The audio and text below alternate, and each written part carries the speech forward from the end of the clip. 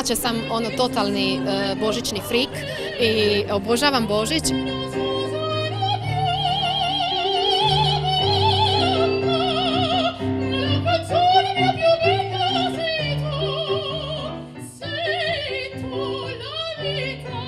Ja sam Nela Šarić, obožavam Advent u Zadru, a nadam se da ga obožavate i vi.